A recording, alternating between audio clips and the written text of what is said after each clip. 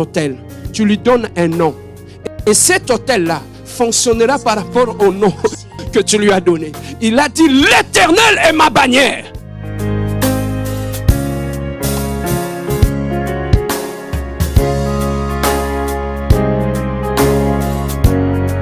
Amen, amen. Nous bénissons l'Éternel des armées, l'Adonai, les dieux glorieux, bien-aimés dans le Seigneur. Il est midi, nous sommes des Habakkuk, c'est l'heure où on se tient devant le trône d'Adonai pour bénir notre Dieu et le glorifier. Que Dieu vous bénisse de partout où vous avez rejoint ce temps de prière, que vous soyez au travail, que vous soyez à la maison, que vous soyez dans la rue, que Dieu vous bénisse de partout où vous êtes connectés à cette chaîne de grâce, que la grâce de Dieu et la bénédiction divine soient votre partage. Bien-aimés dans le Seigneur, nous sommes toujours dans notre livre de Psaume, chapitre 55, verset 22. La Bible nous dit exactement ceci. Recommande ton sort à l'Éternel, mets en lui ta confiance, il agira. Nous lirons aussi le Psaume 55, verset 22. La Bible nous dit, remets ton sort à l'Éternel, il te soutiendra, il ne laissera jamais chanceler le juste. Bien-aimés dans le Seigneur, nous sommes toujours là, nous sommes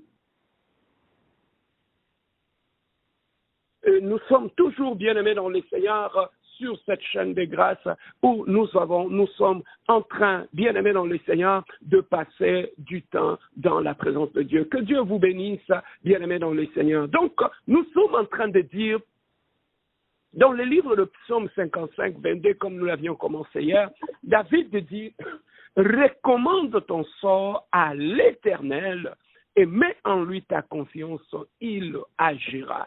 Bien-aimés dans le Seigneur, comment nous pouvons remettre entre le Dieu notre sort?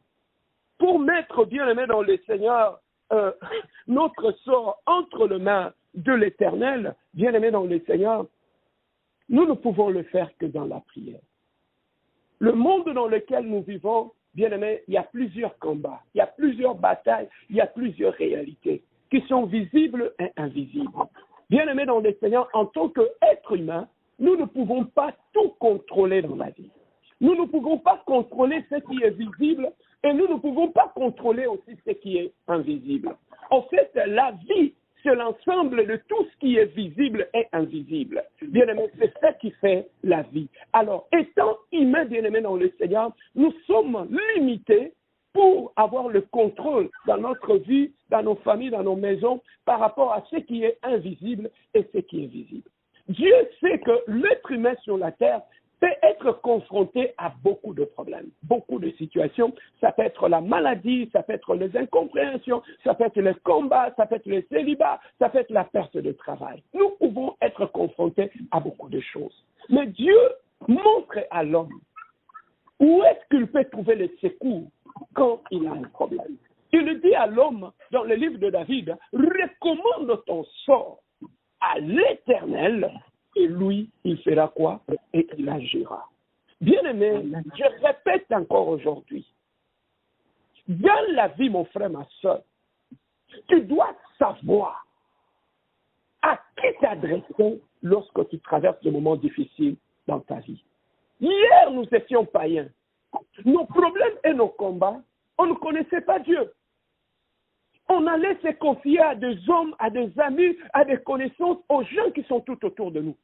On ouvrait nos bouches à n'importe qui et on laissait nos oreilles à n'importe qui.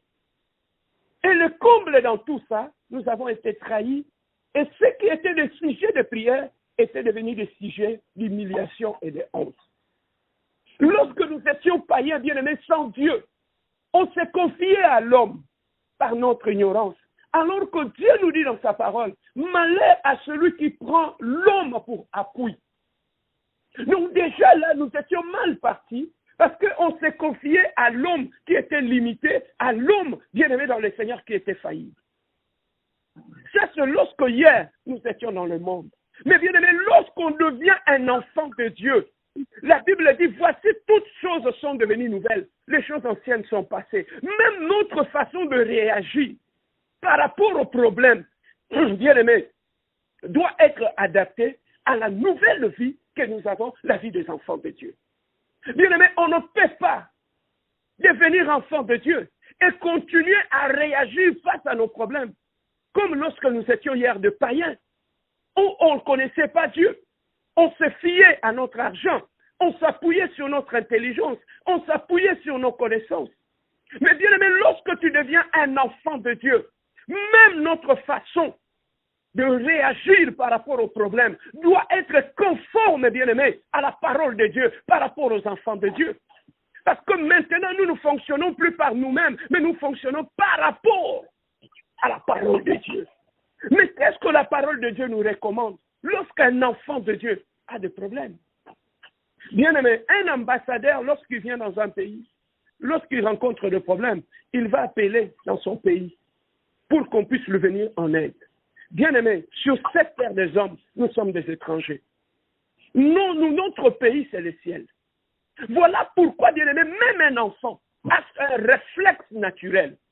Quand il a un problème, il court vers ses parents, il court vers son père, il court vers sa mère. C'est comme ça aussi, bien aimé dans le Seigneur, lorsque nous sommes enfants de Dieu, nos réflexes doivent être adaptés à notre nouvelle vie qui est une vie chrétienne. Bien aimé dans le Seigneur, nous devons arrêter la mentalité qu'on avait dans le monde, d'aller raconter nos problèmes partout. Mais lorsque nous devenons enfants de Dieu, David nous dit, l'homme selon les cœurs de Dieu, il nous dit dans le psaume 55, 22, recommande ton sort, non pas à ta tante, non pas à ton oncle, même pas à qui que ce soit, mais recommande ton sort à l'Éternel. Bien aimé, c'est vers Dieu qu'on recommande ce problème. C'est vers Dieu qu'on ouvre son cœur. C'est vers Dieu qu'on se répand. Voilà pourquoi dans la Bible, nous avons des exemples. Anne a souffert de l'humiliation de la honte, mais elle n'était pas partie faire asseoir des gens pour parler de son problème. Elle n'a pas pris son téléphone, appelé toute la ville pour se plaindre pour son problème. Mais Anne savait où est-ce qu'elle devait aller. Elle a tout laissé. Elle est allée à genoux dans la présence de Dieu, à Siloé.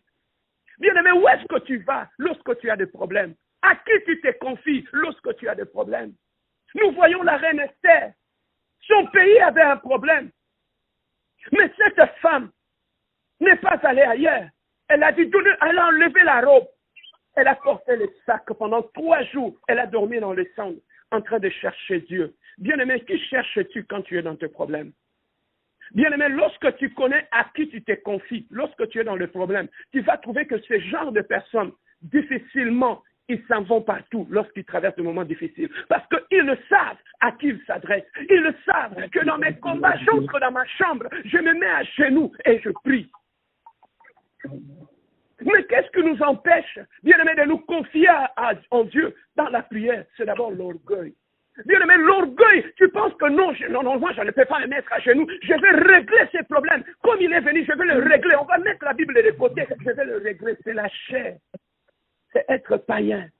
Les enfants de Dieu ne règlent pas les choses comme ça. Bien-aimé, quand tu es au Canada, tu appliques ce que tu faisais au Congo. Ici, on va t'arrêter. Tu vas aller en prison. Parce que certaines choses qui passaient en Afrique, dans nos pays, lorsqu'on le fait au Canada, ça ne passe pas parce que le pays a changé. Bien-aimé, certaines choses qu'on faisait dans le monde, lorsque tu deviens un enfant de Dieu, tu ne peux pas le faire parce que dans le règne de Dieu, dans la vie chrétienne, il y a des choses qu'on ne fait plus. À qui tu te confies? À qui tournes-tu ton regard? Bien-aimé, lorsque tu connais à qui tu te confies, bien-aimé, dans tes problèmes, tu ne seras plus désemparé. Lorsque tu connais à qui tu te confies, lorsque tu es dans le problème, bien-aimé, on ne parlera plus derrière ton dos. Lorsque tu connais à qui tu te confies, tu n'auras plus appelé à gauche et à droite. Tu vas croire à tes prières. Mon frère, voilà ce que je voulais partager avec toi. David dit, je lève mes yeux vers le montagne. D'où me viendra le secours? Le secours me viendra de l'Éternel. David savait d'où le secours lui venait. Bien-aimé, lorsque tu ne sais pas à qui tu te confies, voilà pourquoi, bien-aimé, tu vas ouvrir ton cœur à n'importe qui. Voilà pourquoi on se moque de toi partout dans toute la ville. Pourquoi? Parce que tu parles à tout le monde, sauf à Dieu. Recommande ton sort à l'Éternel et lui l'agira. Bien-aimé, rectifie ça dans ta vie. Apprends à entrer dans ta chambre. à te mettre à genoux. Apprends à croire à tes propres prières. À quoi avoir la foi lorsque tu pries. Bien-aimé, lorsque tu commences à te confier à Dieu, la première des choses, tu te confies à la bonne personne. La deuxième des choses, il n'y aura plus de moquerie derrière toi. La troisième des choses, tes problèmes resteront entre toi et Dieu. Bien-aimé, un homme ou une femme qui se confie à Dieu ne se confie plus aux hommes. C'est difficile. Bien-aimé, il y a des gens, même quand ils traversent un moment difficile, c'est difficile pour les savoir. Tu sais pourquoi? Parce qu'ils savent à qui ils s'adressent quand ils ont leurs problèmes. Bien-aimé, tous ces gens qui sont tout autour de nous, qui veulent nous écouter, qui nous approchent, ils ne viennent pas tous pour nous aider. Il y en a d'autres qui viennent pour écouter notre histoire et se moquer de nous après. Il y en a d'autres par curiosité. Mais bien aimé, dis-moi, qui dans cette ville qui va laisser son lit dormir par terre pour ton problème? Qui dans cette ville, bien aimé dans le Seigneur, qui va arrêter de manger pendant 3 jours pour jeûner pour toi? Qui va le faire? Bien aimé, tu vois comment on se trompe et comment on s'humilie. Voilà pourquoi les secrets de nos maisons sont dehors. Les secrets de nos mariages sont dehors. Les secrets de nos familles sont dehors. Parce que dans nos maisons, dans nos familles, les gens ne savent pas à qui s'adresser. Voilà pourquoi ils parlent de n'importe qui. Bien aimé, la Bible nous dit, malheur à celui qui prend l'homme pour le secours. Bien aimé, malheur à celui qui s'appuie sur l'homme. Ça, c'est Dieu qui le dit. La Bible dit, malheur à celui qui rentre en Égypte pour aller chercher les secours. Les secours de l'Égypte n'est que vanité. C'est ça ce que la Bible dit. Bien aimé, à partir de maintenant, change ta façon de réagir quand tu traverses un moment difficile. Maman, papa, même lorsque ça chauffe, rentre dans ta chambre. Il y a un Dieu qui écoute dans les lieux secrets. Même si la pression vient de partout, bien aimé, il y a un Dieu qui écoute les prières. Il y a un Dieu qui est un juste juge. Il y a un Dieu qui défend. Ne cherchez pas la justice des hommes. Mets-toi à genoux. Bien aimé, il y a un Dieu qui écoute la prière. Ce midi, nous allons prier. Des fois, le diable nous brille le cœur pour que tu exposes ton problème partout. Pour que quand tu tournes le dos, les gens se moquent de toi. Bien aimé, dans cette ville, quand tu prends ton téléphone, tu confies ton problème à n'importe qui. Quand tu arrêtes, ton problème devient un sujet de conversation dans des salons. Lorsque tu entres dans la maison de quelqu'un, tu parles de tes problèmes. Quand tu sors de cette maison-là, 5 minutes après, c'est toute la ville qui en saura. Bien aimé, le moyen le plus facile que moi j'ai compris pour protéger mon image, ma dignité, c'est de savoir entrer dans ma chambre et de parler à Dieu au lieu de parler aux hommes. Bien aimé, lorsque tu commenceras à faire des choses comme ça, ta nudité ne sera plus dehors, ni celui de ta famille, ni celui de ton mariage. Par manque, bien aimé, de savoir à qui s'adresser. Aujourd'hui, bien aimé, il y a des couples quand on les regarde, ils sont nus. Il y a des familles quand on regarde, ils sont nus. Pourquoi? Parce que dans cette famille, ils ne savent pas à qui s'adresser. David a dit, l'Éternel est mon berger, je ne manquerai de rien. Lorsque tu fais de l'Éternel ton berger, tu marches derrière le berger, mais tu ne marches plus derrière les hommes. Voilà ce que Dieu m'a mis à cœur de partager avec toi. Si tu peux écouter la voix de l'Éternel, change ta façon de fonctionner. Utilise ton téléphone, que ce soit un canal de bénédiction, au lieu que ce soit un canal de colportage et de destruction des autres. Bien aimé, nous allons prier ce midi. Nous allons élever nos voix